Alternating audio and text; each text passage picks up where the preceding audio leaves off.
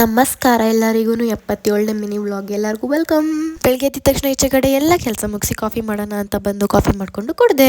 ಆಮೇಲೆ ಮನೆ ಒಳಗಡೆ ಸ್ವಲ್ಪ ಕೆಲಸ ಇತ್ತು ಅಂತ ಮನೆ ಗುಡಿಸಿ ಮತ್ತೆ ಬಚ್ಚಲು ಸ್ವಲ್ಪ ಉಜ್ಬೇಕಿತ್ತು, ಜಾಸ್ತಿ ಗಲೀಜಾಗಿತ್ತು. ಸೊ ಅದನ್ನೆಲ್ಲ ನೀಟಾಗಿ ಉಜ್ಜಿ ನೆಕ್ಸ್ಟ್ ನಾನು ಹೋಗಿದ್ದೆ ಟಿಫನ್ ಮಾಡೋಣ ಅಂತ. ಟಿಫನ್ ಏನ್ ಮಾಡೋಣ ಅಂತ ಅನ್ಕೊಂಡು ಪೊಂಗಲ್ ಮಾಡೋಣ ಅನ್ಬಿಟ್ಟು ಖಾರ ಪೊಂಗಲ್ ಮಾಡಿದೆ. ಅದಾದ್ಮೇಲೆ ಟಿಫನ್ ಮಾಡಿ ತಿಂದಿದ್ದು ಪಾತ್ರೆ ಎಲ್ಲ ಇರುತ್ತಲ್ಲ ಅದನ್ನೆಲ್ಲ ನೀಟಾಗಿ ವಾಶ್ ಮಾಡಿ ಇಷ್ಟೊತ್ತಿಗೆ ನಮ್ಮ ಲಡ್ಡು ಮಲ್ಕೊಂಡಿದ್ದ. ಆಮೇಲೆ ಸಡನ್ ಆಗಿ ನೋಡೋಣ ಅಂತ ಹೋಗಿ ನೋಡ್ತಾ ಇದ್ದು ಆಲ್ರೆಡಿ ಎದ್ದಿ ಅವನ ಪಾಡ್ಗೆ ಅವ್ನು ಆಟ ಆಡ್ತಾ ಇದ್ದಾನೆ. ಯಾಕೋ ನಮ್ಮ ಲಡ್ಡುಗೆ ತುಂಬಾ ದಿನದಿಂದ ಹುಷಾರಿಲ್ಲ. ಒಂದಿನ ಜ್ವರ ಇದ್ರೆ ಇನ್ನೊಂದಿನ ಚಳಿ ಮಾಡ್ತಾನೆ, ಇನ್ನೊಂದಿನ ಕೋಲ್ಡ್ ಆಗುತ್ತೆ, ಒಂದೊಂದಿನ ಒಂದೊಂದಿರುತ್ತೆ. ಸೊ ಅವ್ರ ಅಪ್ಪ ಬಂದ್ರು ಹಾಸ್ಪಿಟ್ಲಿಗೆ ತೋರ್ಸೋಣ ಅಂತ. ಅವ್ರು ಎತ್ಕೊಂಡು ಮುದ್ದಾಡ್ತಾ ಇದ್ದಾರೆ ಬಂದಿದ ತಕ್ಷಣ. ಆಮೇಲೆ ಹಾಸ್ಪಿಟ್ಲಿಗೆ ತೋರ್ಸೋಣ ಅಂತ ಹಾಸ್ಪಿಟ್ಲಿಗೆ ಹೋಗಿ ತೋರ್ಸ್ಕೊಂಡ್ ಬಂದ್ವಿ. ಏನಿಲ್ಲ ನಾರ್ಮಲ್ ಅಂತ ಹೇಳಿದ್ರು. ಬರ್ತಾಂಗೆ ಏನಾದ್ರು ತಿನ್ಕೋಬರೋಣ ಅಂತ ಹೋದ್ವಿ. ತಿಂತಾ ಇದ್ದಂಗೆ ಮಳೆ ಬಂತು.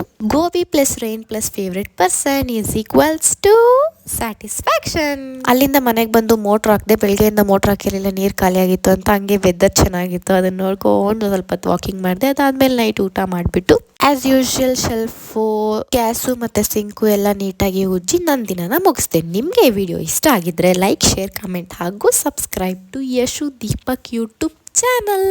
ಬಾಯ್ ಬಾಯ್. ನೆಕ್ಸ್ಟ್ ವ್ಲಾಗಲ್ಲಿ ಮತ್ತೆ ಸಿಗುವ.